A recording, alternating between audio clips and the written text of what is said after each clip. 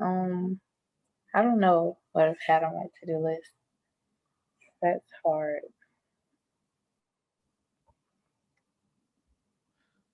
I guess I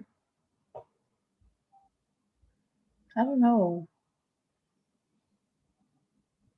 Yeah, I don't know. I do a lot of things I want. Is that to say that you've just crushed your to-do list?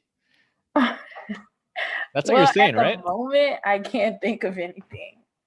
So you've been crushing it, man. That's awesome. You want to pass it over to someone else? Eddie.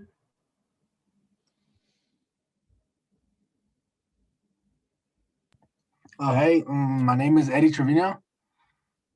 Hey, Eddie. I guess we have met before on Zoom, but I guess that counts. I'm in 11th grade, and one thing I've had on my to-do list for a while, I don't really have, I guess I have goals, but that's different than a to-do list. So when I have a to-do list, I set short-term goals.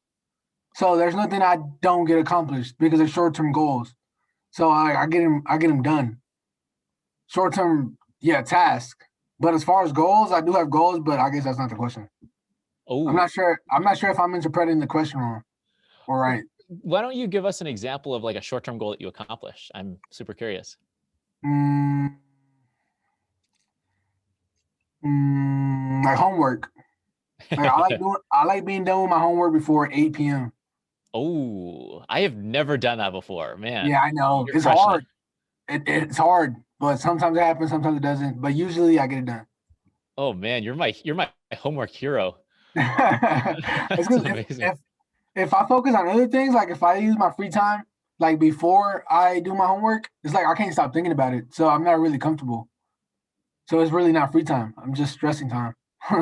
Oh man, that's amazing. You guys are just making me actually a little bit embarrassed by myself because I feel like I don't have the habits you guys have.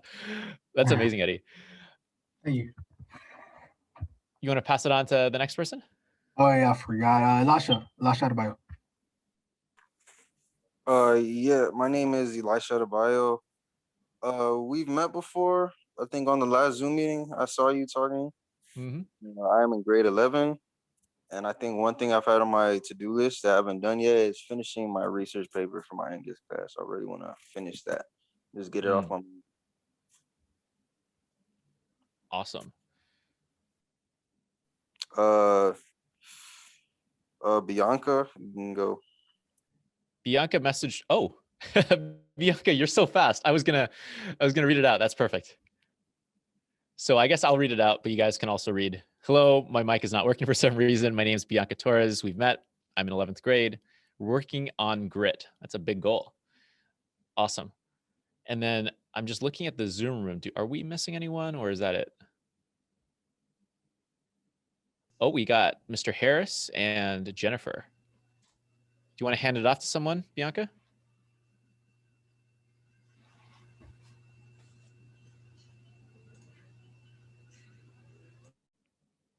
Or what I can do is I can call on, let's see, Jennifer.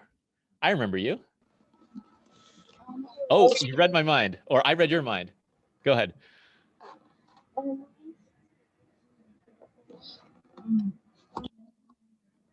Hey, Jennifer. Oh, I think I'm having some trouble hearing you. Is that your mic? Is it my speakers? Uh-oh. Why don't we move it over to Mr. Harris, and then Jennifer, if you don't mind typing out your response. Mr. Harris. You with us, sir? I can go. My name is Anacleto Contreras. We have met. I guess the grade is the same as you, Mr. Gorrick. Old? Old. One thing that I've had is actually learn how to use a planner. You know, I always buy a planner at the beginning of the year and really never, use it. So I guess it's not to say that I don't plan my things because I do plan them. But I'm trying to build that habit of using a planner one day, I guess I will master, how to use a planner and incorporate it in my life. All right, back to you, Mr. Harris. Hey, sorry, I'm here having some technical difficulties, but All my good. name is my name is Mr. Harris or Marcus Harris. We have met before many times. What grade am I in? I am going back to school, graduate school next year, so that's where I am in my life. And one thing that I've had on my to-do list forever, huh? Honestly, I don't know if I've had anything on my to-do list forever. Forever is a long time. Um, so I don't know that I've had anything on my to-do list that quite that long. Maybe go back to graduate school. That's been on my list for some time now. So I'm finally coming up on that, but that's about it. Awesome. Thank you, Mr. Harris. And Jennifer typed out a response, so I'll just read it out. Hello, my name is Jennifer Rees. We met over Zoom. I'm in 12th grade, and the only goal I can think of right now is to pass math. And you did. Woo! Awesome. Nice job, Jennifer. So as you guys were all introducing yourselves, you just made me feel a little bit embarrassed about myself, I feel like a lot of you already have the habits and the mindsets that I am about to talk to you about, in which case I'm going to go through this really quickly because I just want to move over to Q&A and to get to know you all. So as you're going through this, we're going to go through this pretty quickly, or as quickly as I can. And I want you to collect as many questions as you can think of, and let's talk about them at the end. But before we do that, I want to do some more polls because I feel like it's important to figure out kind of where everyone is when it comes to time management, because that'll inform what I say and how I say it. So if you can all type into your chat window, how are you feeling these days when it comes to managing your time? Number 1 is I feel like I'm on vacation. Number 5 is I feel like I'm drowning. You've got way too much work for the amount of time that you have. Are you 1, 2, 3, 4, or 5? Type it in. Ooh, middle of the road, all of you so far. And then the other ones are very thoughtful. Not that the first 3 people were not thoughtful. Not that the first 4 people weren't thoughtful, but all of you. Oh, okay. So all of you are feeling pretty good. That's great. So that is amazing. You, I would love to hear from someone. Is anyone open to sharing? Maybe, let's see. Elisha, you had 3 or 4. So you had maybe the highest number of all the kind of middle of the road numbers. Do you mind telling us a little bit more about why you ranked it 3 or 4? Cause I do feel like I'm kind of more free because I don't have classes often this year, but it still feels like I got a lot of work and I can't be as free as I want to because I know I have homework on my mind. So yeah. Awesome. So it sounds like you guys are doing really well. I feel like every slide I'm just like, man, I would love to have your lives. So I am now wondering, how often do you feel this way? So you guys gave me a lot of 3s. Is it just right now? As in, actually, we're going to switch the smiley faces. So never, it should be a frown face. All the time is a smiley face. So you're always feeling a 3, or you're not always feeling a 3. 1, 2, 3, 4, 5. Type it into the chat. Are you just having like a really easy period right now? Or is this sometimes happening, or is it never happened like this and you're just cruising, but it's never happened before, it's never coming back? Oh, middle of the road. Okay. A lot more middle of the roads. Cool. So very good. Very good. All of you are putting me to shame. I am blushing, seriously. So, I was going to ask a set of questions and I don't feel like these are relevant to you. So I'm going to zoom through these and not ask a question unless you guys want to. We can talk about this at the end. But when I was thinking about putting this presentation together, I was thinking, man, maybe there are probably going to be a lot of people who are just like me, where you forget to do something, you miss a deadline, you pull a late night, maybe an all-nighter, your your work quality suffers. So you don't do as good a job as you thought you would, or you had hoped you would. You feel overwhelmed, or you don't know what to do next. Again, I feel like this is a presentation for me because I often find myself feeling overwhelmed, having way too much work for the amount of time I have, and as a result, needing to prioritize. Now, when it comes to this mindset, which it sounds like a lot of you already have, there are two things that I feel like have been really helpful frameworks for me to think about my time. And the first is the difference between what's urgent and what's important. And the second is no surprises. So there's a framework that I call the or it's not what I call, I can't claim credit for this. It's called the Eisenhower Matrix, named after the former president. And the idea is this: there are tasks that are urgent and tasks that are not urgent. There are tasks that are important and tasks that are not important. When we go about our daily lives, the ideal situation is where we're doing everything that is the most urgent and the most important, in which case you're doing that task right now. For something that's important, that's the green here. For the tasks that are not urgent, but that are important, you're going to schedule them later. So not today, maybe over the weekend.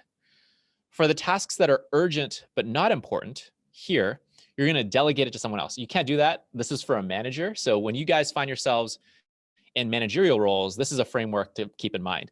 If you have someone you can give it to, like an assistant, you can give it to that person because it's not as important for you to be doing that work. And then finally, are there things that are not urgent and not important, in which case you can eliminate it from your life. Now, this sounds, fine and dandy, but when I looked at this for the first time, I kind of had a bit of confusion. I was a little bit unsure about what it means to be urgent and what it means to be important. And I just wanted to quickly cover this because if you're not feeling it now, this is probably going to be something that you might encounter in college or in the workplace. This is something that people struggle with a lot in the workplace. So urgency is defined by 5 things: proximity, scrutiny, anxiety, and time sensitivity. So what does it mean? Proximity is how close you are to the deadline. So if you have that math problem set, that math assignment, and it's due tomorrow, that is more urgent. Scrutiny is something that you may not be facing right now because unless you're working, and I think a lot of you, I remember a lot of you said that you are working. This is something to keep in mind for the workplace, is if you have a lot of tasks that your manager is giving you, think about who is asking you to do that work. So if it's a coworker, that's gonna be very, very different than if it's your manager. If your manager is asking you, they have what's called leverage, which is a fancy way of saying they have power over you. So they have the choice around whether they should promote you or give you a raise or give you more important responsibilities. And so when someone like that asks you to do something, that is all of a sudden more important. So if you think about in a big corporate environment, like if you're working in a big company, you might have your boss and then your boss's boss and then your boss's boss's boss's boss, in which case the higher up someone is, the more you need to respond to them. Another way of thinking about this is if you end up looking for a job and you have someone who's offering you a interview, that person is scrutinizing you. Fancy way of saying they're judging you, right? So if someone calls you and says, hey, do you have time for an interview? You should pick up that phone call right away. And if that person emails you, you should be responding to that email right away. Why? Because if you don't respond quickly, that person may see your lack of responsiveness as, oh, I'm not sure this person really wants this job. Maybe I'll give it to someone else. Anxiety is how eager others are to move on. So when you're in the workplace, you might be working in a team, in which case, if you have your entire team being really, really urgent, then you should be urgent as well. One example that I'll raise is I had a coworker in the workplace who was always really slow at responding to things. And everyone else was kind of in a panic. Everyone was like, oh my God, we have this deadline to meet. We need to get this done as soon as possible. And then all of a sudden, this person came along and was like really chill about it. He was like, oh, whatever. I'll do it when I can do it. And it was just this guy's attitude. So he really was the kind of, take it easy. Like, why are you stressing out over this? And it's a really good mindset because he was never really stressed about anything. The problem though, is even though he wasn't stressed, people were expecting him to be stressed. People weren't expecting him to be stressed in terms of like, sweating and being as nervous as they are, but they were at least expecting him to be mirroring their urgency. So if someone says, you know, this is a really important deadline, and you're like, oh yeah, whatever, then people are gonna be like, wait, do you actually care about this or do you not? So when it comes to anxiety, it's important, it's one of these unspoken rules of the workplace, is to mirror someone else's urgency. I think you guys see this a lot if you go to like the US Postal Service or like the DMV, if you're trying to get a license, right? You want to get out of there as soon as possible. The person behind the desk isn't as anxious as you are, which is why you have bad customer service. Time sensitivity. This is whether things get harder over time. So if, for example, you're applying to college and it's rolling admissions, time sensitivity means that the longer you wait for that college application to be submitted, the harder it will be for you to get admitted, because they're going to pick someone else before they pick you. And if they pick someone else, there's going to be one fewer spot available for you. So if anything is going to close, if that's a window, that's a limited time offer, make sure you get it done as quickly as possible. So importance is three things. Importance is centrality, scrutiny, and criticality. I know this is a lot of jargony words. I'm going to explain this. Centrality is also something that's relevant for the workplace, is how core the task is to your job. So let's say you were hired as, let's say, a sales associate, right, at a retail store.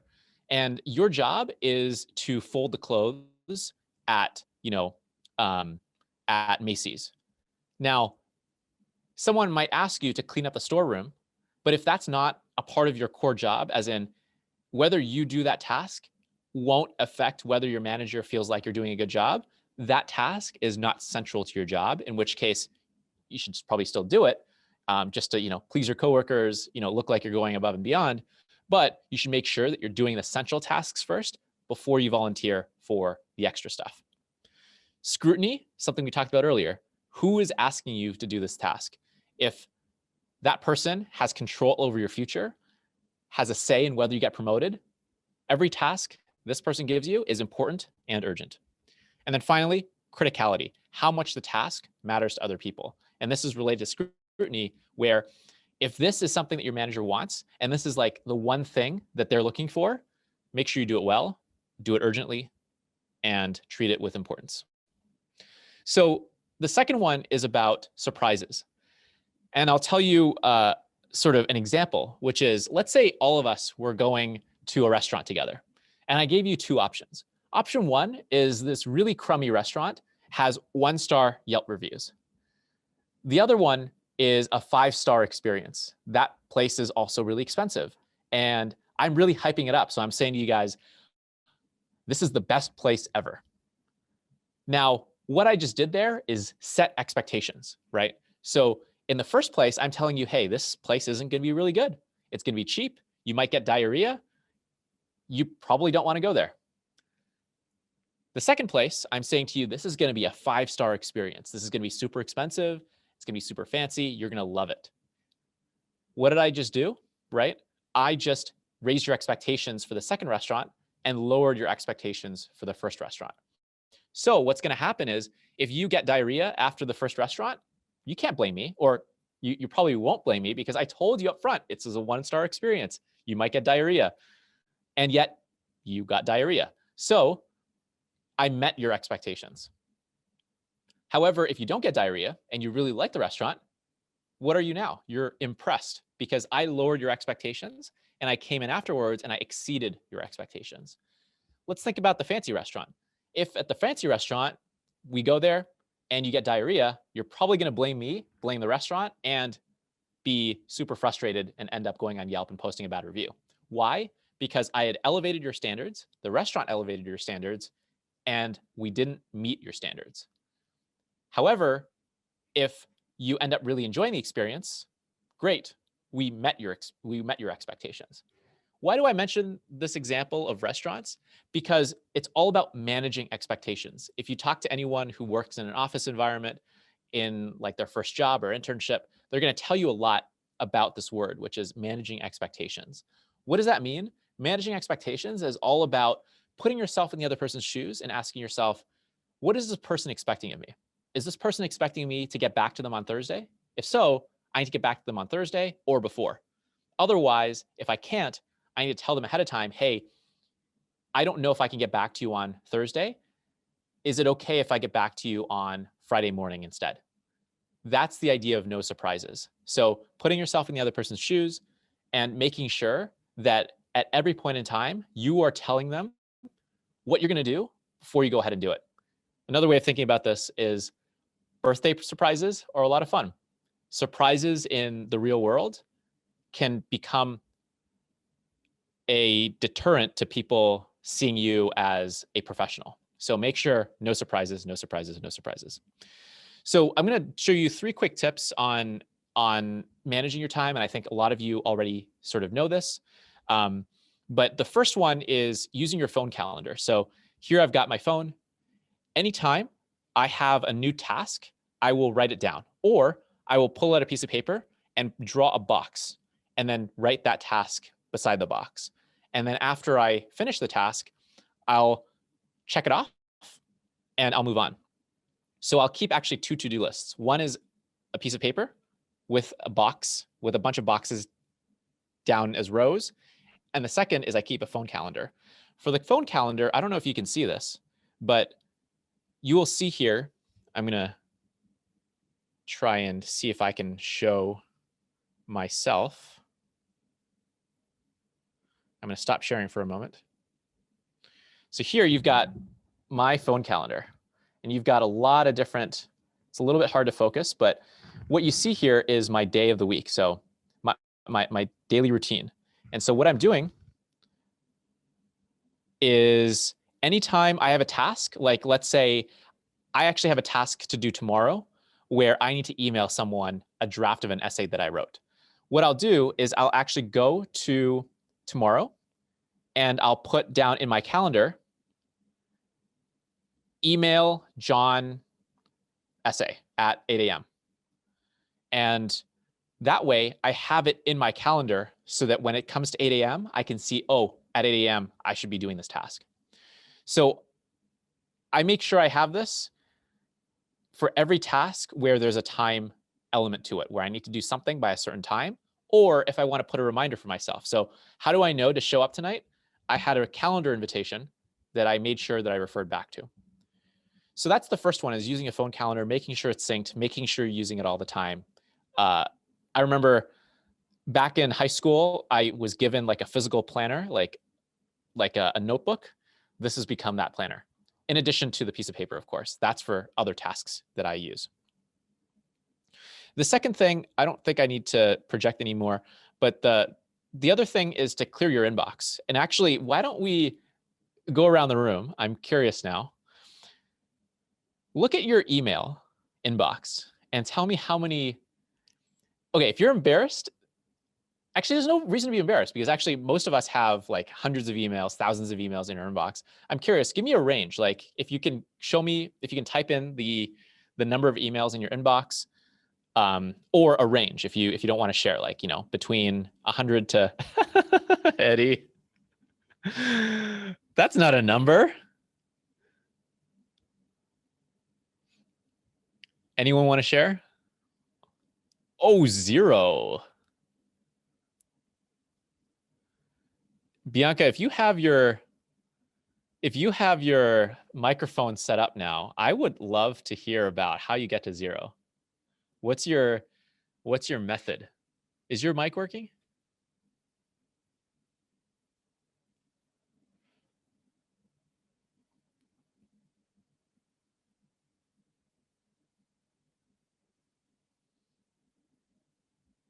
Gotcha. Gotcha. Jennifer says, I check my email every day, but I ignore spam. Elisha says, Eddie says 2,600. Elisha says 1,700. Wow, cool.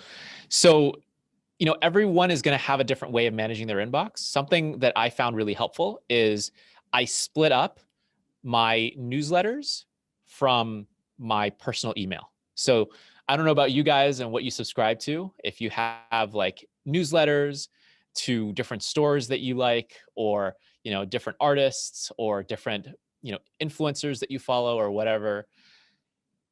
Anytime you have an email that comes from a store, a newsletter, anything that sends you emails all the time, I actually have all of those emails in a different email inbox. So I let that email keep going up and up and up, while at the same time, I can keep my main inbox, the one that I actually respond to, down to 0. So that's one. Oh, amazing. Amazing job, Bianca. So that's one thing, is consider creating 2 emails. One email for your newsletters and things that are sending that, and newsletters and subscriptions that you get all the time that you're not always checking. And then the second inbox you keep for yourself, so that you know any email that comes into that inbox, you're always going to respond to, or at least really pay attention to. That's the first tip. The second tip is to do a 2 strikes or 3 strikes and you're out policy, where in my case, I was crazy. I was obsessed with signing up for different email newsletters because I had FOMO, like this fear of missing out, where I felt really bad about missing out on something. And I was thinking, I'm going to miss out on this discount. I'm going to miss out on the sale. I'm going to miss out on this coupon or whatever. I'm going to miss out on the news, in which case I would subscribe to every single email possible. And I would notice that I wouldn't read most of them. I started establishing a rule for myself where if I don't read something from a certain newsletter at least, 3 times, if I don't read it once, I don't read the next email. I don't read the next email. I'm probably never going to read the email. And you can set the threshold for whatever you want. It could be 10 emails, 20 emails, 1 month's worth of emails. Once it crosses that threshold, then go into your inbox, unsubscribe because you'll never read it, and move on. That way, all the subscriptions that you're getting into your inbox are ones that you will actually keep and that you will actually read. So anyways, those are the 3 quick tips that I have for you on how to manage your time. But again, I feel like I zoomed through this presentation tonight because you all are masters at managing your schedules, which I'm super, super proud of and excited to hear about. So we have a bit of time together. I want to just, open it up. We have a small room tonight as well. What's on your mind? Do you want to talk about time management? If you have other time management sort of priority setting questions, let's talk about it. I'm an open book. If you don't have priority setting time management questions, why don't we talk about other stuff? Like what's going on in 11th grade? Are you guys thinking about college? Are you guys thinking about the future? How can I help? So let me open it up and let's see if anyone has questions.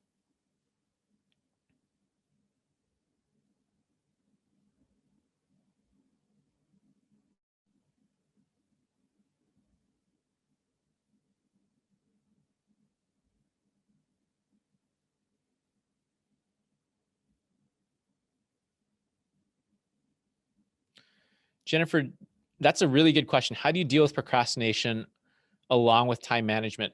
Do you mind explaining a little bit more? I would love to hear about what's going on.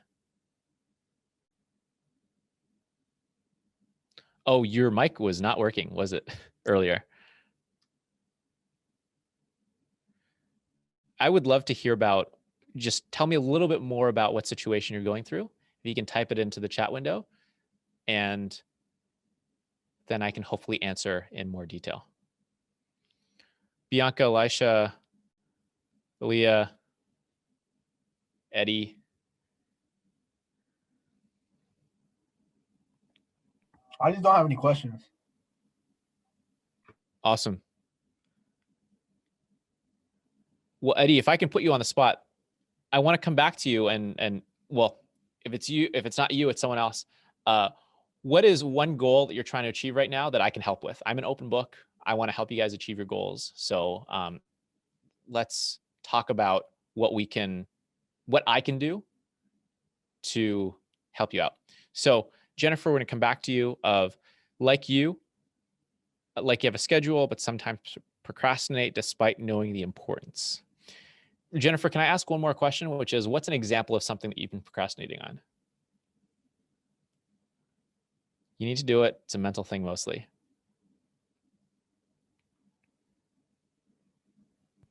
About that question you asked, it's I don't know exactly what college I want to go to and how to get scholarships exactly. Like I don't know like what the requirements for scholarships are, and I just want someone to tell me like based on my grades and stuff and other things that it's possible. You know? Yeah. Can we come back to that, Eddie? That's a great question. Absolutely, yeah. Awesome. And Mr. Contreras, can we talk about that tonight if we finish up with the topic at hand? Yes, sir. Yes, sir. The floor is yours. Yes, sir. It's a good question. Awesome. All right. So let's go back quickly to Jennifer and Elisha. So when it comes to procrastination, Jennifer asked, you have a schedule. Sometimes you procrastinate despite knowing the importance. There's an assignment due Saturday. I know I can do it, but no, I have time, so I procrastinate. Yeah, so Jennifer, this is a really good question. And I feel like it kind of depends on your mindset. So I feel like there are two types of people. One type of person is the type who believes that your work will fill up the time that you give to it. So if I gave you an assignment and it was due 2 weeks from now and you got started tonight, you're going to spend every day between now and 2 weeks from now to finish that essay. And the work product, the output, the final essay may not actually be all that better than the one that you started with. You're just constantly changing semicolons, rephrasing things, and it's not worth your time. Those people will say, I am much better at working under pressure, in which case I'm going to leave myself just that weekend to finish it because I have other things to do and I can't let one thing crowd out something else. There's another type of person who who can get started early and they can draw boundaries as well, where they say to themselves, I'm going to start it tonight and I'm going to finish it tonight and I'm not going to look at it again. And I think it really depends on what other things you have going on in your life. Do you have siblings? Do you have family members to take care of? Do you have a part-time job? Do you have extracurricular activities? Do you have, do you work out? Do you have friends that you're seeing on a regular basis? Like, I assume that you don't just have that assignment going on in your life and you've got other things going on, which are important things too. In which case, there's a concept called time boxing, which is to say, you're taking an imaginary box and you're putting your time into that box. And that box might just be one night from 6 o'clock to 10 o'clock. And you're going to spend that time doing that task. And you're going to make sure you finish it within that time period. So Jennifer, I would say that in your situation, I can see pros and cons with your situation. Are you the type of person who has a lot of stuff going on? In which case, actually procrastination is fine as long as you still get it done on time and you're still doing well in those assignments. Or is the procrastination getting in the way of you doing well? Because what I don't want to say is, hey, leave it until the last minute, scramble when you don't have to, and not do as well in your assignments. So I want to make sure that you're strategically procrastinating, if that makes sense. And one of the things to be thinking about as well is urgent and important, right? There's a difference between delaying something and not putting as much time into it. Like, for example, if you're applying to college applications, that's not something you want to procrastinate, right? That's going to satisfy all the criteria of what is urgent and what is important. In which case, you want to make sure that you finish that task, or at least spend as much time on that task as possible because it's so important. What I'm saying for the assignments due on Saturday is maybe it's not as important because it's not worth as much as something else. In which case, you're working on that higher grade, higher weighted assignment. So I think it's a little bit difficult for me to say like, no procrastination or yes to procrastination. It really depends on your situation. One thing that I will say though is, as you guys may know, I wrote a book. It was a painful process. I was putting it off all the time because I actually didn't, and I still don't like writing. I find it to be a real pain. So I would procrastinate. But I started noticing patterns in my daily life, and this is something that you might want to think about as well, where I notice that when I am sitting in front of my laptop and I'm tapping on my keyboard like this, the words just disappear from my head. I can't concentrate. I can't write out what I have in my head. And I started noticing a pattern where if I'm talking to people, the words just come out naturally. If I'm typing on my phone, sometimes the words come out naturally too. And so I started getting into a routine actually, where if I notice myself sitting in front of the computer, procrastinating, getting distracted by social media, and it's a writing assignment, what I'll do is close my laptop, go outside, and walk around. And what I'll do is I'll pull out my phone and I'll start typing my essay in bullet points in my phone. Or if sometimes, like I don't want to be encouraging you all to be doing this, in a high traffic area. If this doesn't work for you, something else I do is I use the dictation app. So I'll just like push the microphone and then I'll talk and I'll say my entire essay out. There's going to be a lot of typos. Siri isn't going to pick up on everything that I just said, but at least I got my ideas on paper. And it also solves for another thing, which is the issue of a lot of my procrastination comes from me being a perfectionist, me feeling like I need to do the perfect job and I'm scared that I won't do a perfect job. So I'll just put the assignment off for later because it's so painful. If that's a situation for you as well, especially for writing, then try the phone method because you're definitely going to end up with a lot of typos, and that's okay as long as you get something on paper and you just get started. I don't know if that answers your question, Jennifer. If you have follow-up questions, please type it in. And if you want to contact me, Mr. Contreras has my email address as well, and I'm happy to type it in to the chat here. So no problem, Jennifer. I hope that was actually helpful. If you do you have any other follow-up questions?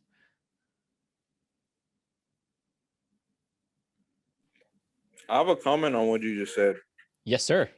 Yeah, just about when you said like you're afraid that you're not gonna do good like on the writing. Yeah. So you just put it off. Like for me, the teacher I have for my English class, she is like really high standards. And like she's always like she's really specific about how she wants something written. And if you don't do it that exact way, it's like she's not gonna like it as much. And she makes you feel like it's just like a really bad writing. When like to most people, it really wouldn't be bad. I don't think I'm a bad writer. Like, I don't write exactly how she wants it. That just makes it hard for me to like maneuver around the essay. That's why, if I could just like, I don't know. That's what I have to say. Yeah, that's a really good point. And you're probably going to have managers like that as well. They call them micromanagers in the workplace, where a certain manager has a very particular way that they want you to do something. And if you don't do it exactly to their standards, they're going to dock you points. In that situation, does it lead to you procrastinating, or what does it lead to in your situation? I'm curious. I think it does lead to me procrastinating because when it was like last week, I think, when we had like our first draft due for the research paper. Mm-hmm. And I just like, I didn't have anything written down, and we were supposed to have like 4 paragraphs, like 4 pages due or something, like 2 to 3 pages. And I just sat on my computer for like 3 hours and I could only come up with a paragraph, which was my intro paragraph. And then I went on Zoom with her during spring break and she still said I did something wrong. Mm. It wasn't an actual argument and stuff. So I had to do that again. I'm 4 paragraphs in now. So it's like 3 pages, but I'm just trying to get it done now because I'm just tired of, I don't know. I'm just trying to write as much as I can. Yeah, that's a really tough situation, my friend. I feel like it's a hard one to be solving for. Is there an opportunity to go to the teacher with an outline or a draft and say, hey, this is what I've worked on so far. Am I on the right track? Is that possible? Yeah, that is what I do, but that it's like I'm scared because I'm scared she's gonna make me write the whole thing over again. So is that to say like you'd rather just do it the first time, hand it in, so that she can only give you negative comments once instead of like every other day? Yeah, kind of, yeah. I don't want to just keep on going and then she say, oh, you got to change it again and again. kind of annoying. Yeah. Oh man, that's a tough situation. I mean, how happy are you with the grade in that class? The grade is all right. I think. Well, most of the assignment is like papers, and it's like she hasn't really graded all of it yet, so I'm not sure. Excuse me, sorry. Exactly where I'm standing in the class yet, but I think she just has to add more grades in. Gotcha. Yeah, I was going to ask about that. Like, do you know where you're standing in the class? Are you, bottom third, middle third, top third kind of thing? I would say top third because I've done all the essays. We've had 2 essays due by now, and I've did all of them. I think I did pretty good on them, but she hasn't graded them yet, so I'm not sure. But I have kind of been slacking on like other minor assignments, so I've been trying to pick up on those like discussion boards and stuff. Gotcha. You didn't ask about this, but I feel like I want to introduce a little bit of a framework that I wrote for my book into the situation, because it just occurred to me that this might be relevant as well. Where in the workplace, I have a framework that I call the 3 C's, which stand for competence, commitment, and compatibility. Where the idea is when you enter the workplace and you're working with a manager, your manager's sizing you up and they're asking themselves 3 questions. 1, can you do your job well, which is competence? Are you excited and eager to be here, which is commitment? And do we get along, or do I like you, which is compatibility? So competence, commitment, compatibility, the 3 C's. When I think about the workplace, I think about what does it take to get promoted? It's all about convincing other people that you can do the job, that you're excited about the job, and that you can get along with your coworkers. Someone actually messaged me the other day and was like, does this apply to dating as well? Like, your partner wants to know that you're committed and that they'll get along with you and that you're competent. Anyways, this isn't a dating situation, but I'm starting to think about how grading happens in university and how this could be happening in high school as well, where your grade, if it's a B plus, if it's a B minus, whatever, that's going to be subjective, right? It's not like a vending machine where you put in a quarter and you get a snack out. That grade is going to be subjective, and it's going to be based on, I think, 3 things: competence, how good of a writer you are; 2, commitment, which is how much does it look like you're trying; and 3, how much does the teacher like you as a person, and how much investment do they want to put into you to make sure that you succeed. And often teachers are going to want to invest in people that have potential. So they're working and they have a certain, baseline level of competency. In your case, it sounds like you have that. What can really tilt people to being supportive of you is having that baseline level of competence, which you have, and showing the extra level of commitment where you're showing, hey, I want to improve, which is really what commitment is all about when it comes to classes.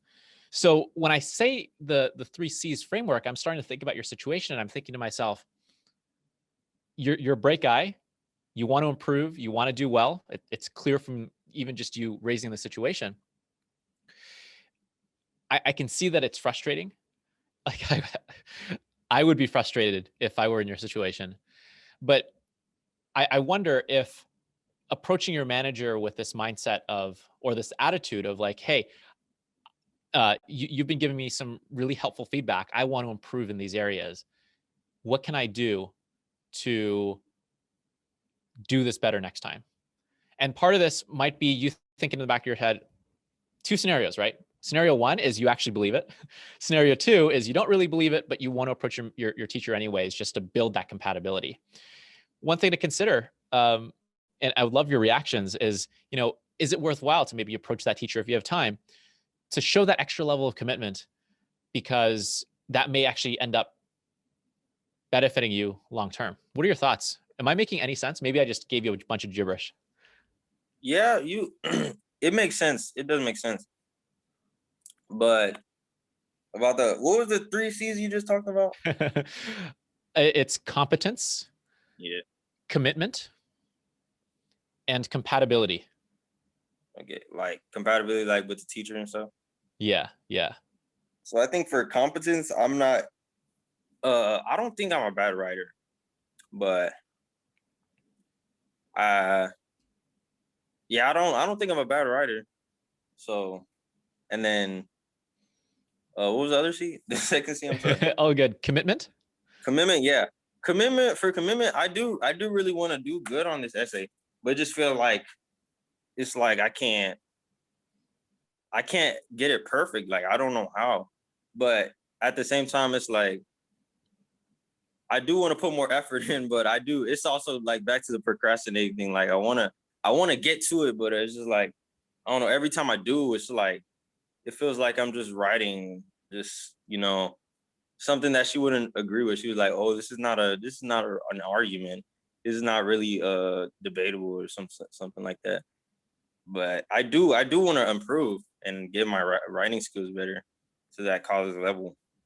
Yeah. So I think I do have commitment, but I just want to. I need to find a way to get more time into it. I don't know, because I'm also trying to fit that into my other classes. And then I want to do good on this essay, but I also want to have time for my other classes. And then sometimes I just want to relax, because I do go to the gym too. So the gym does take a lot of my time up, but I'm fine with it because it's like therapeutic in a sense. So I do like going to the gym. So, and then I come home and then I have to fit time in my work. But I do also end up going on YouTube sometimes, and then for compatibility, I don't think my teacher has that much of a problem with me. I think she does see that I do want to improve because I do get on Zoom with her and I ask her questions sometimes. So I do think she knows that I want to get it better, but I feel like I just need to. It's like I want to put in effort, but I don't know how to put in effort. Like how to put in the right effort. I don't know. Right. Yeah, it's a tricky situation. I guess I'm curious, what does your interaction with your teacher look like? Like, is he or she or your teacher, are they giving you helpful feedback, or are they being really general about this and it's not actually helping you improve? It's kind of both ways. I think it is like specific. She does give good feedback sometimes, but then like it's like when she leaves, I don't know how to like do it on my own. Because then when I come back, it's like she has another thing that she needs me to change it, Yeah, I don't know. You might already be doing this. It sounds like you are, but in your conversations, have you been repeating back what she told you? No, I don't think so. Obviously, I'm not. It's a she, right? Your teacher? Yeah, it's a she. Yeah. Obviously, I'm not in the room, so this may not be relevant to you. But one of the things that I like to get in the habit of is repeating back the instructions when they're told to me. So if Mr. Contreras says, your session tonight is going to be at 7 p.m. Central Time, I'm going to say, sounds good. Actually, if we go back to our email threads, I wonder if I've been doing that. I should check myself. Mr. Contreras, thank you so much for confirming. Looking forward to our session at 7 p.m. Central Time. So every time someone says something to me, I'm saying it back to them. And it's actually doing two things. One is it's helping me make sure that what they said is equal to what I think they said. And sometimes the two can be misaligned. The second is it's also making them, hopefully I'm putting Mr. Contreras at ease. I don't know, but hopefully I am putting him at ease that he's not concerned that I may not have heard what he told me. Might that work, Elisha? Actually, yeah, I actually realized, yeah, I do repeat like her instructions back. And so is like whack-a-mole in this situation where every time you give feedback, every time you get feedback, is it the same feedback or is it different and new feedback? It's like say I was writing a sentence and like or like she sees my paragraph and then she tells me to change it because like it like has a better logical flow in the way that she did.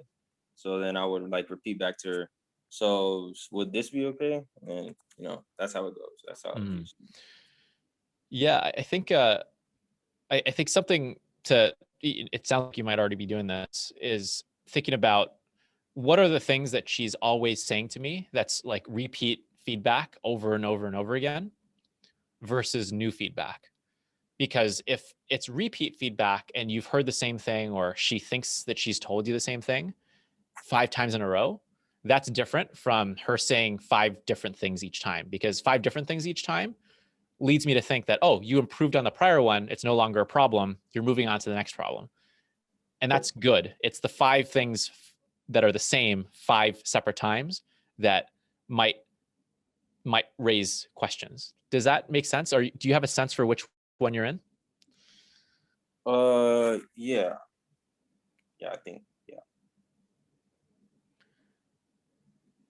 Cool. Yeah, I want to check in with you, next session, see how things are going. But that might be something to think about, is just what are the patterns? If there are no patterns, awesome. If there are patterns, then it might be worthwhile to say, also, even if it's not helpful to you, is to say it for the purposes of commitment. Something like, this is super helpful feedback. I just noticed a pattern where this is similar feedback as what I got last time. I would love to be able to address this pattern so that, it's not something that we'll have to address anymore in the future. That might be something that is going to be helpful to you, and for the sake of your commitment would hopefully be relevant as well. Yeah. Thank you. Yeah. Awesome. Thank you for your questions, my friend. This was a good exchange. I know we only have, is it 1 minute for Eddie's question? I'm sorry. Do we have maybe 2-3 more minutes to go over, or? That works. No, yeah. I mean, if it's fine with the students, I mean, I feel like they're engaged. If they weren't, they would have left.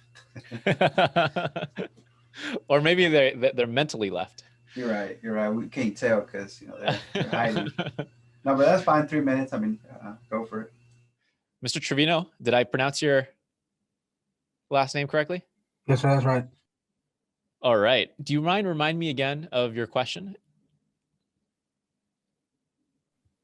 So basically, I had 2 questions. Yes, sir.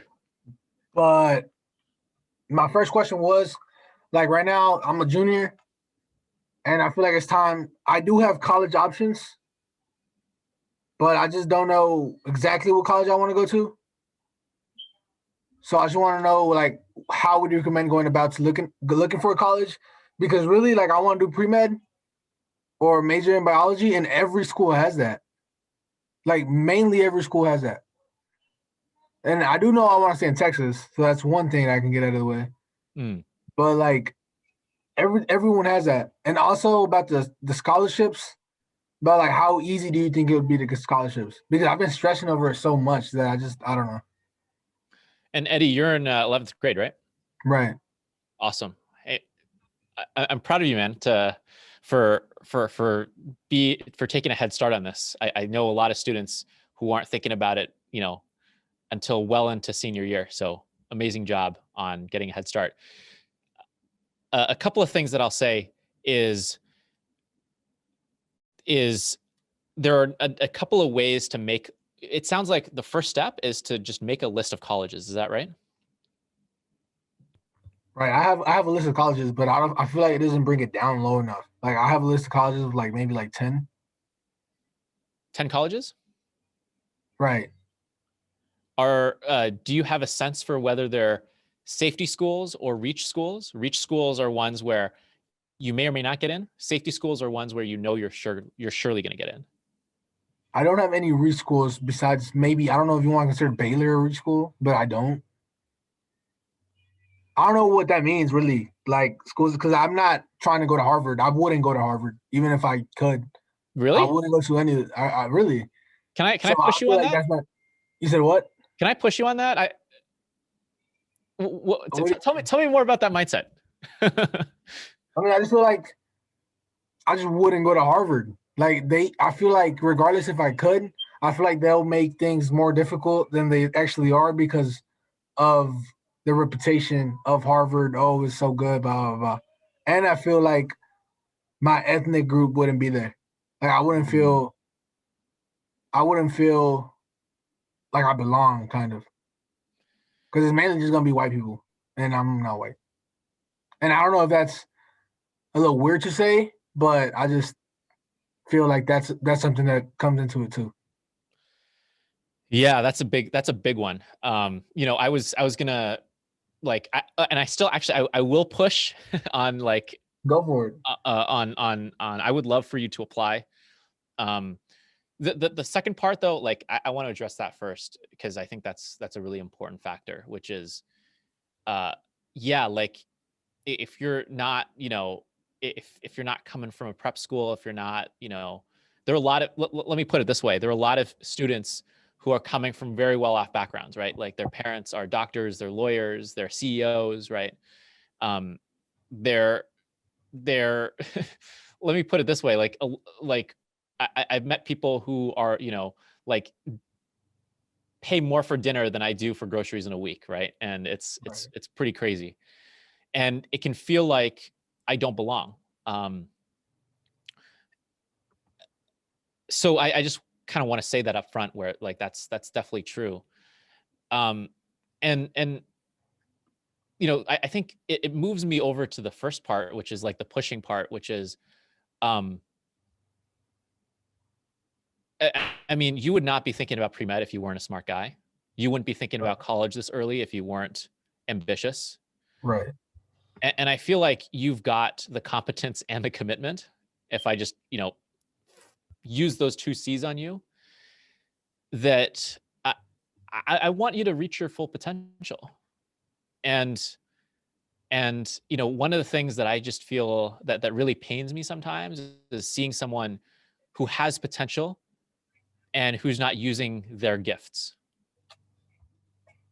And so when it comes to the list of colleges, let me frame this in two ways. One is reaching your full potential, and two, what is easy. And when it comes to reaching your full potential, uh, when it comes to that list, I think you said something along the lines of you don't know if you have a lot of reach schools. My I probably first don't. assignment, sorry? My fault. I said I probably don't.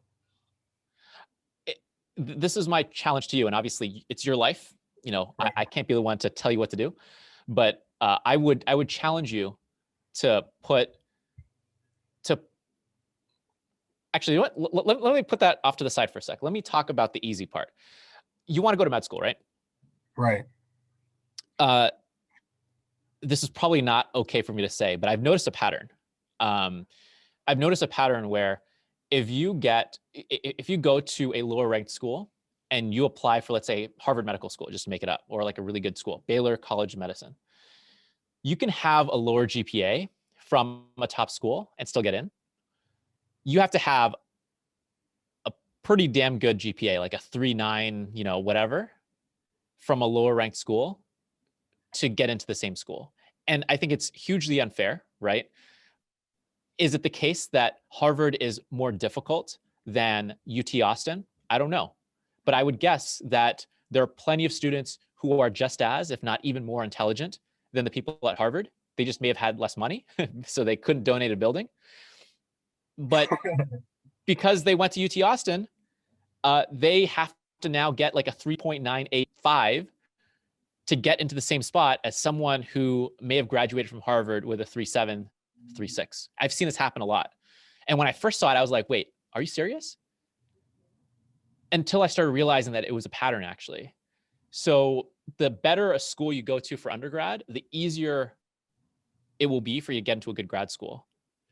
That's the first thing. The second, in terms of like making your life easy, the second thing I'll say is when it comes to financial aid, there's a difference between financial aid and scholarships. Do you know the difference? Yes, I do. I Awesome. feel like financial aid is when you are eligible to like grants and money because of your socioeconomic status, Yep. Yes, sir. and scholarships are because of your education or whatever, how good Yeah. you It's like, do in school. yeah, exactly. It's spot on. So when it comes to a lot of these top schools, because they're so rich, because they've got so many rich donors who shower them with money and libraries and stuff, Harvard, Stanford, Yale, Princeton, I think Williams, MIT, a bunch of schools, I forget the list now, but if you go on Google and you search for need blind colleges, that's my first homework assignment for you, by the way. Go online, go on Google and search for need blind colleges. And I want you to put all of those colleges on your list, because unless you're made of money and you're okay paying, $70,000 a year for school, which, if you do, like, you should pay me some of that. I would love some of that money. If that money is easy for you, fine. You can maybe discard my advice. But if that money is significant for you and your family, you applying to a top school gives you a chance to go to college for free. And I can't even begin to describe how important it is to try and reduce your debt, because it's going to free you up. It's going to make you a happier person, because you're not going to be constrained by all these student loans. And all it takes is you hustling for the next 8 months, putting in a really good application, 6 months, actually, if you want to apply early. And I would encourage you, that's my next challenge is, apply early to these schools, because you're getting early. If you get in to, MIT, if you get into Harvard, if you go to Yale, you get to go to school for free for financial aid reasons.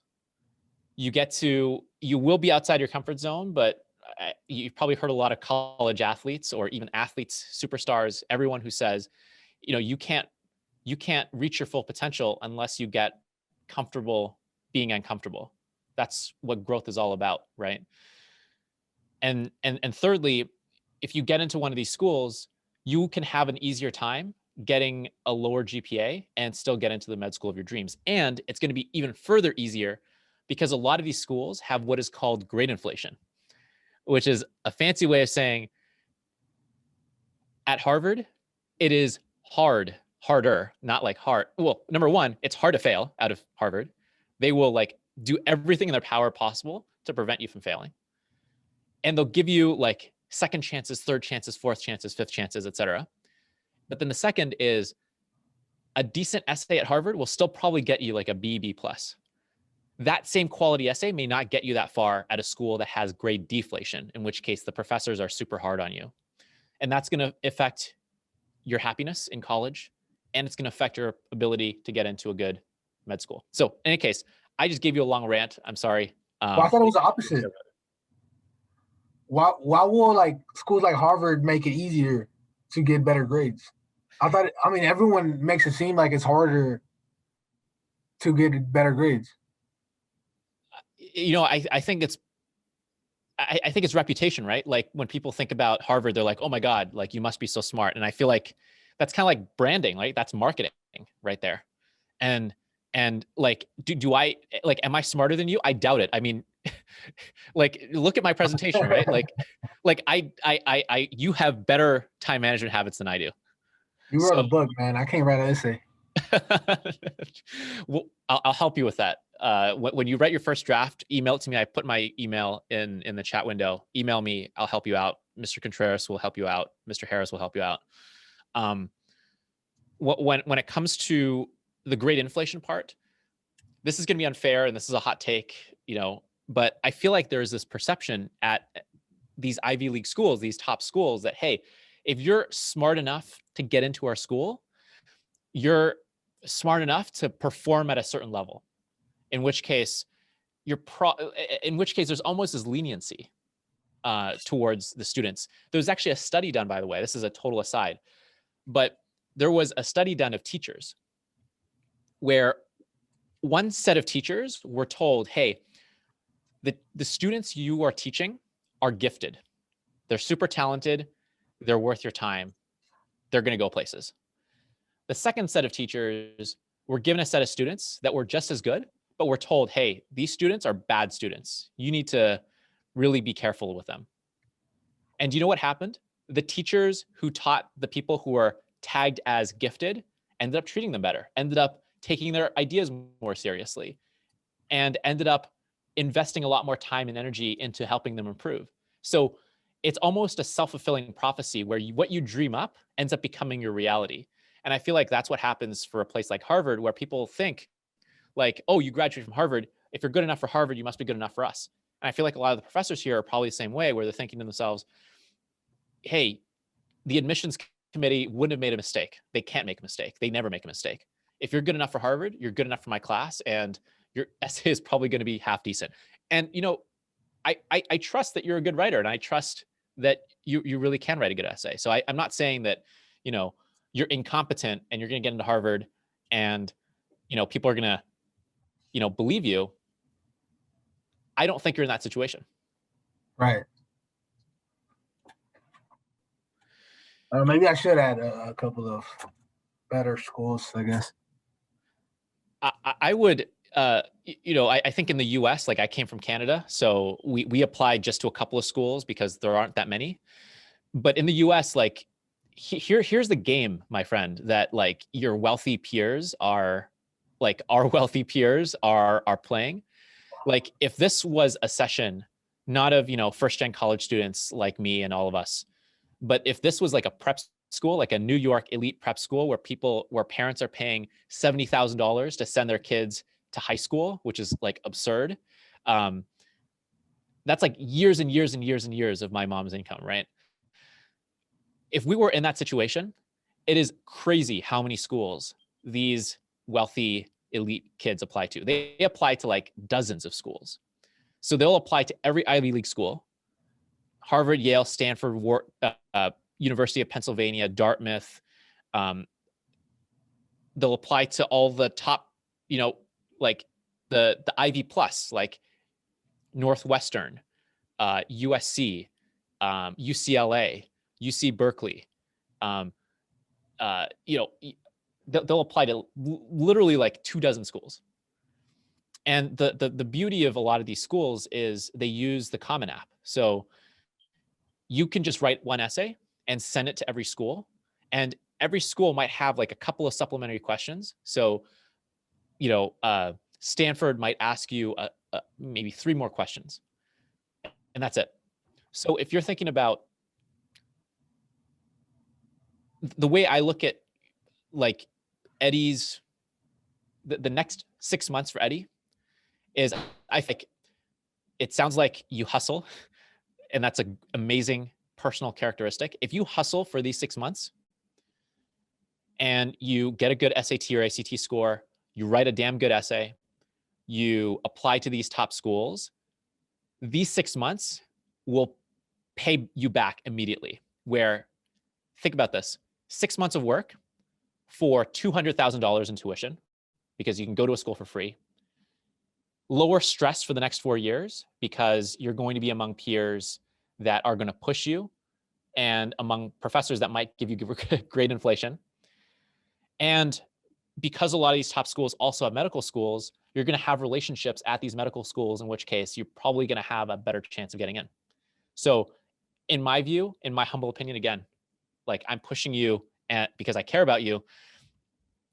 These 6 months, like where else can you spend 6 months and make back $200,000?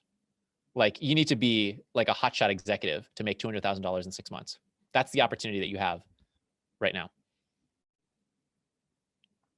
Right. Yeah. There's nowhere else that you can make that money. Yeah. Unless you're someone crazy. Not me. Yeah. Like, and that's like, you know, someone working, you know, like decades into their careers, right? Making $200,000 in 6 months. That's $400,000 a year. You'll be making that as a doctor, my friend, when you're a hotshot surgeon. Yeah, hopefully.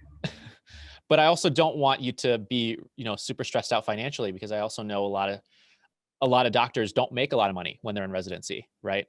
You don't really make all that much money until you're a full-fledged doctor. So I want to push you to the point where like you can handle it. And I know you can handle it just for these 6 months.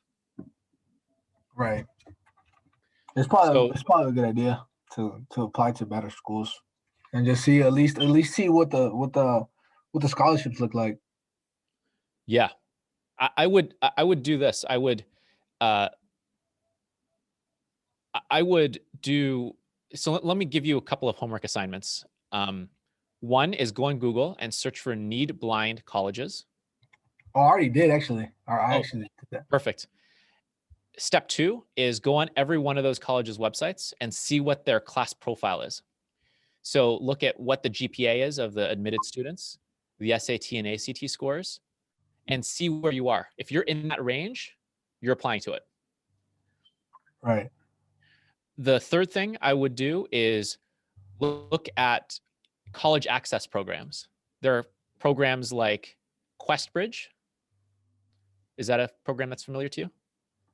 Questbridge. No, it's not. Check out questbridge. So this is the third Google or second-ish Google searches. Search for questbridge and then go on their website and see if you're eligible to apply to it. And then after you do the questbridge one, Google for college access programs. Right. Oh, and I think someone raised their hand. Yes, Mr. Contreras. Bianca and Aliyah, this information applies to you as well. I believe Bianca, you are a junior, and Miss Thomas, you are a sophomore. So if you're still here with us, I know Jennifer. I mean, this information is. I wish we had it last year. But I'm pretty sure you're on top of things. But Miss Torres and Miss Thomas, pay attention and probably do it along Eddie, and get that information and just dive deeper into what they're talking about because it'll benefit you on the long run. Hopefully, they're still there and listening.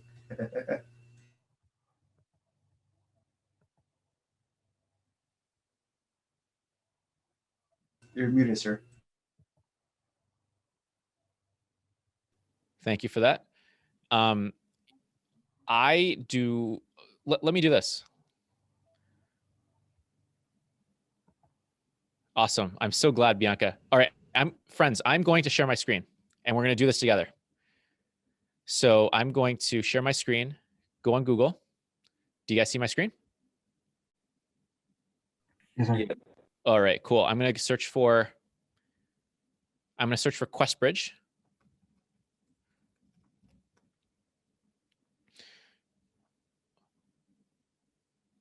This is what's called a college access program. This is a program that's for first generation, low income students of color to get them into top schools. Like Eric got to Notre Dame. High school students, let's see. If you're a high achieving, low income high school student, you're in the right place. High school seniors, high school juniors. Let's see this one, Prep Scholars Program. Hey, you could be one of these people.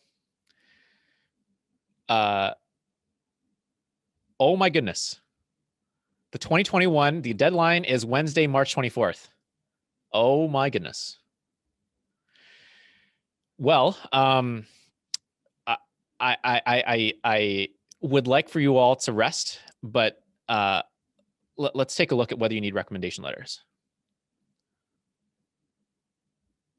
I'm gonna cut you off again. I don't know if y'all know Jesse. He's one of our upper bound students that did questbridge and he was matched with UCLA. So he will be going, to UCLA full ride. So I mean, he was one of those students that we worked with him, and Miss Hernandez worked with him a lot, and he was matched. So I mean, if you want more information from a student perspective, Mr. Gorrick is going to do a good job. But if you want it from a student perspective, and I can, have Jesse talk to you all about the whole process and what he had to overcome, because I mean it does ask you quite a bit of information. But we're most likely going to bring Gorrick back during summer if he would like to join us, because that's one of the things we're going to focus on a lot is those essays and more focus on what colleges and finding the right colleges during summer. But I digress and allow him to continue. Sorry. No problem. All right. So questbridge, academic recommendation from a teacher in a core academic subject. It's hard to ask for a reference letter. Just, when the deadline is tonight. If you're able to get it, amazing. If not, maybe talk to Mr. Contreras about this one. Yeah, I wish we had the session earlier, but the deadline is tonight. What I would recommend, friends, is go onto the questbridge website. I would encourage all of you to go on it tonight, or like go on it right now with me, and read the eligibility criteria. They have it here where you need to have mostly A's, top 5 to 10% of graduating class, standardized test scores. Just look at this website. But I know, like, I don't want you all to be stressing out over one program called questbridge. You can search for a lot of other ones, which is college access programs in high school. And you all are in Texas, right? Are all of you in Texas? Yes, I think so. Cool. Now I have not searched for this myself, so I'm going to do this in real time with all of you. College access programs, high school, questbridge, National College Match.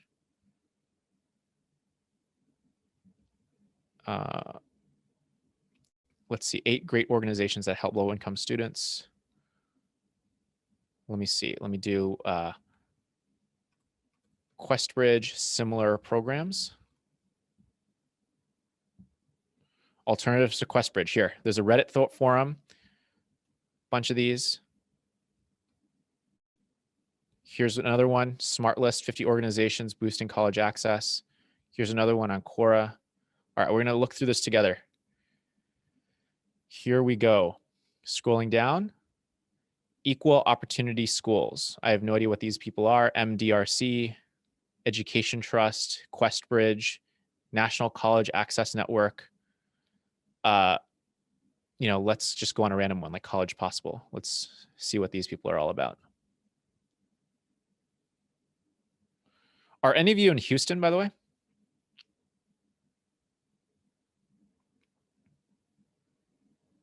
No? No, it's all Dallas, I think. Pretty sure. Let's search for that. Let's do college access programs, Dallas. And Mr. Contreras, if you know of these programs, please chime in because I'm not the expert here on this. Thank you, Jennifer. Nice to meet you. Thanks for your questions tonight.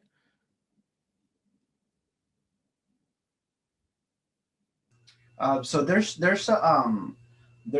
3 top programs within Dallas ISD. You have SMU. They have a program that they're at certain high schools to assist students with college access. The other 2 big ones is Education is Freedom. That one is, I believe, at your school, Eddie, at Gilliam. And then the other one is it starts with an A. ASP. So there are also within data size that they do that. They do a lot of college access work. It's armament system and oh wow, no, that's the wrong one. I don't know what the ASP stands for. ASP college access. College.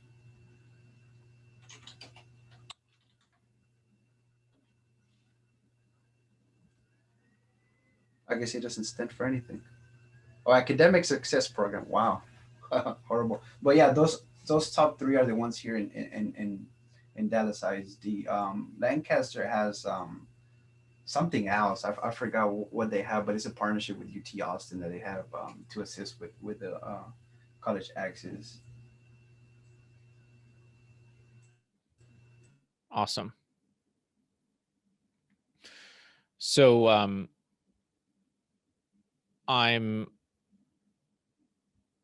here's another one. So what I just did, friends, is I went on to Reddit and I searched for alternatives to questbridge, and I'm just looking at the forums right now. And I'm not seeing much here. Well, here it's like Coca-Cola, Burger King, Jack Kent Cook scholarships. Look into those. The other big one is a Terry scholarship. I don't know if you heard about it, Gorrick, but many, No, I haven't. UT Austin, Texas A&M, UTA, TWU. It's a Terry scholarship, which is basically a full ride for those 4 years as well. There you go. See, Terry scholarship.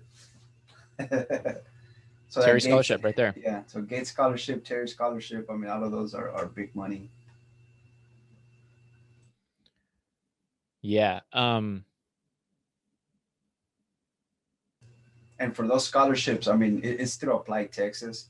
So Applied Texas, for those in-state schools, those I guess flagship schools here in Texas, they embed that application within Applied Texas, so you don't really have to do anything else. You just apply for the school and then apply for the Terry scholarship within Applied Texas.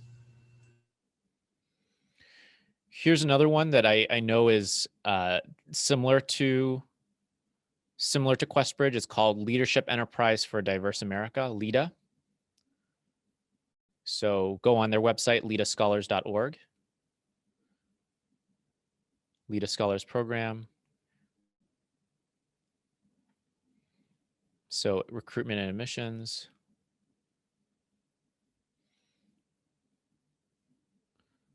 Read about our eligibility flyer here. Apply. All right, so you need high school counselor to fill an academic profile, biographical information, writing sample, financial information from your parents. You need to have at least a 3.5 GPA, lower than 90,000 income, has DACA status plus, junior attending public school, graduating 2022. Application deadline.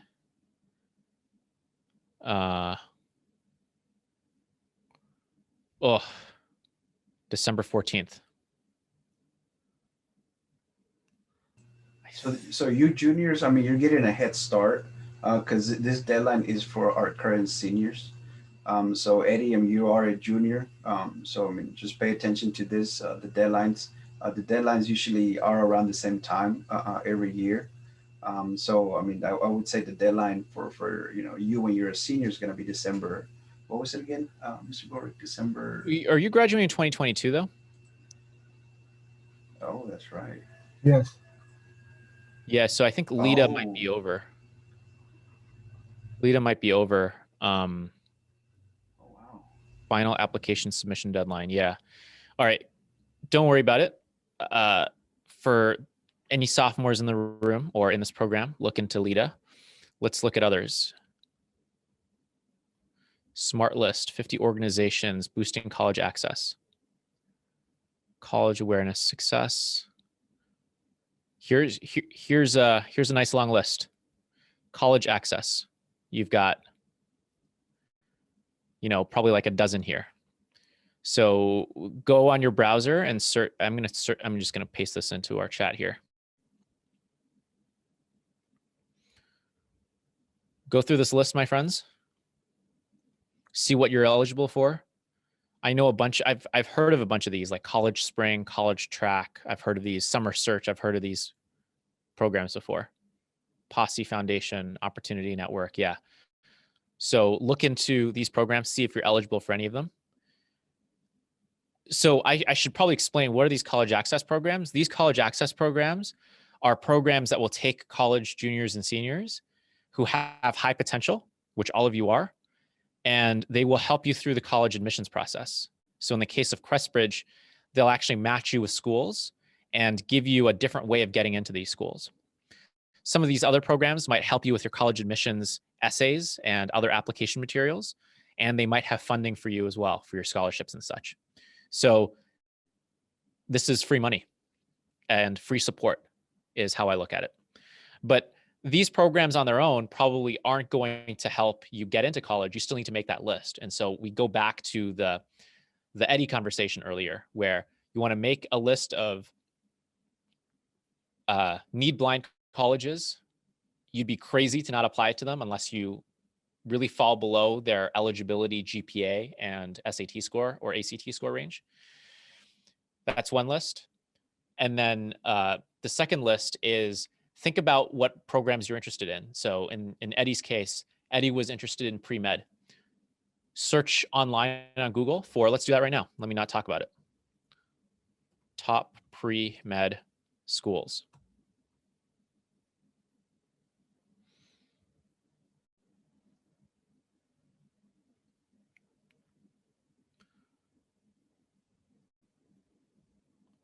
Harvard, Duke, UPenn, WashU, St. Louis, Rice.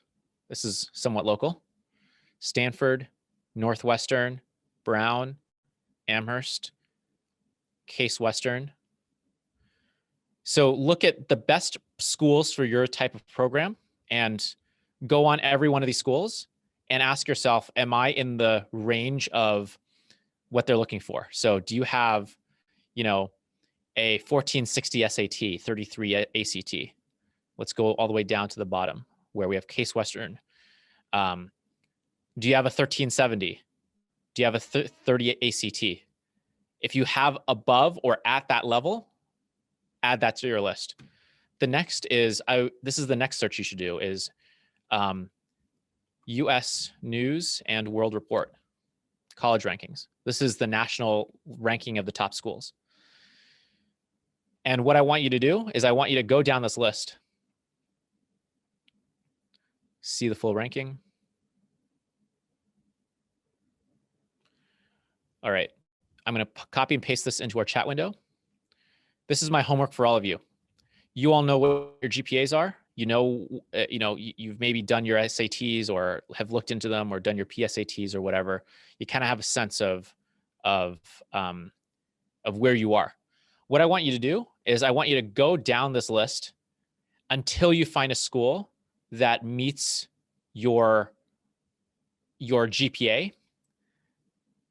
So, you know, if for example, you know, University of Rochester is, you know, we're going to go down this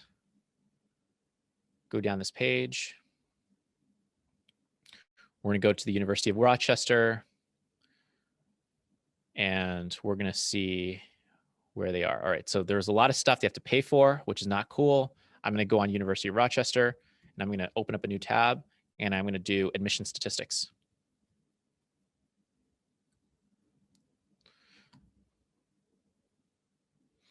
Class of 2022. All right, here they said grade point average 3.8, ACT surpasses around 1400. Is that you? If you're above this, you should be applying to every school that's above the University of Rochester. If you're below this, keep going until you find the first school that you are eligible for, that you qualify for in terms of GPA and standardized tests. And I want you to apply to that school and the school above that school, and every school around that school. So I'm going to stop sharing now, but this is what I would do. And I would encourage you guys to do this as soon as possible, because you don't know what options, you know, you can't aim for a basket on the basketball court unless you know that that basket exists and that it's in a certain direction. So the sooner you know where you're even aiming with that ball, the better you'll be at focusing your time and energy over the next couple of months. Eddie, I know you're probably not expecting me to go on this long rant. So thank you for your patience, but there's actually a term that is a problem, that is a term called undermatching. And I want you to remember this term, because anyone who is not applying to a reach school and applying to a school where you can be, where you have where it might be a stretch, but you could still make it, is falling into the undermatching trap. What does undermatching mean? Undermatching means smart students don't apply to the schools that they are eligible for. So someone who has, let's say, a 3.5 GPA is applying to a bunch of schools that only require, let's say, a 3.0 GPA. That's okay, you'll get in, you know, but you're not reaching your full potential, because if you have a 3.5 GPA, you should be applying to 3.5 GPA schools and maybe even 3.6 GPA schools. So don't undermatch, because you are going to be a part of the problem, and I don't want any of you to be a part of the undermatching problem. Anyways, long rant over. Eddie, back to you. I don't know if any of this was helpful, if this is what you're looking for. I didn't mind it. I was actually paying attention the whole time.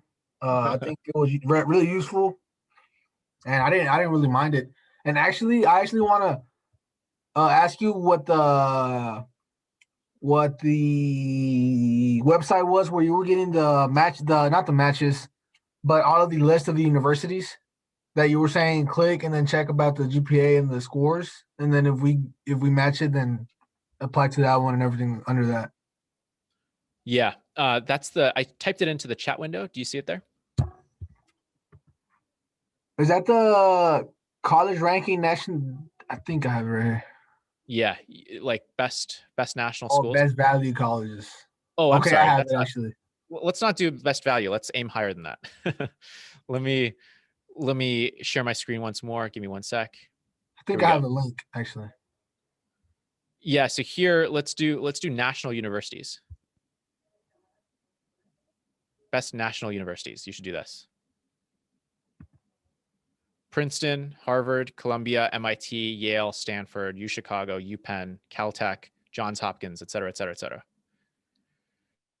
And while I have your attention, I gave you a list of all the top national colleges where you're going to do your research on what you're eligible for. The next thing you're going to do is need blind, right? Need blind colleges. Right. So, oh my goodness, there are 107 need blind colleges. Wow.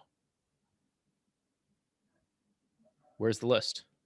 Why are you not giving me the list? Oh, okay. Complete list of need blind colleges. Hey. So this is an overwhelming list. You might not have, what I would recommend is, keep a spreadsheet of all these schools. Now you know that you should be applying to at least a handful of these schools. The question though is, are you eligible? Are you sort of in the sweet zone of being eligible for the school? Hopefully. And sorry, go ahead. I'd say hopefully. Yeah. So you will have a good sense, right? Of, okay, out of these 107 need blind colleges, are you eligible? If you're at the Harvard range, then you should maybe apply to Harvard plus 10 schools or 20 schools. If you are at the level of, I don't know, I'm going to make an example up, Pomona College. If you're at the Pomona level, you should apply to, maybe the 5 above, 5 below, 10 above, 10 below, or something like that. But you need to know your range because, if you can be an NCAA basketball player, if you can be in the NBA and get drafted, why are you going to play in the little leagues, right? That's basically what that's basically what you're telling me if you're not applying to the schools that you're capable of attending. You could be an NBA basketball player and you're choosing not to be in the NBA, and that's a big shame. Right. So yeah, I would do that. I would look at need blind schools. Let's see. Any questions? I think that's it until I think of something else to say. Well, you answered all my questions, so thank you. Awesome.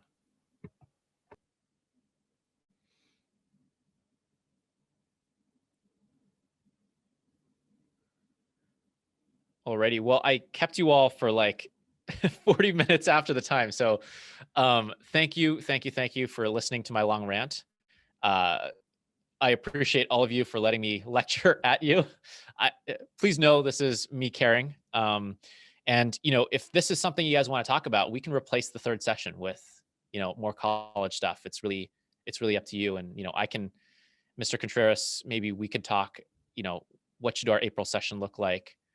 What do you, maybe the customer's always right? That's what people say. What do you all want me to talk about? What do you all want to cover in April? I'm not sure about everyone else or what the next meeting is going to be about, but I think it'll be really helpful if we focus on still colleges and going more in depth in scholarships and actually get on the path to applying to scholarships. Yeah. If that makes sense. Yeah, that does make a lot of sense. Can we do a homework assignment, Mr. Contreras? Yes, sir. Are we allowed to do that? Yes, sir. I'm trying to think. I want to be as helpful to you guys all as possible. So I want us to, come to the table with a list of schools you want to apply to and a list of scholarships you want to apply to. Is this for the seniors or for the juniors? Esther, are you junior or senior? I'm a senior. Ah, you're a senior. Mhm. Ooh, that's I want to, Mr. Contreras, what's your suggestion on how to solve I for mean, that? it's okay. I've already applied to a lot of stuff, so it's fine. I was gonna say she should focus more on scholarships portion, since she already applied, because I mean you can never get enough of money. So just come with a list of scholarships, and that would be good to talk about and share, because you might find a scholarship that the underclassmen didn't find, and you can share that with them. Yeah, why don't I'm designing this homework assignment as we go along, so I'm improvising here. But what if, and Mr. Contreras, I want to make sure, I'm following protocol.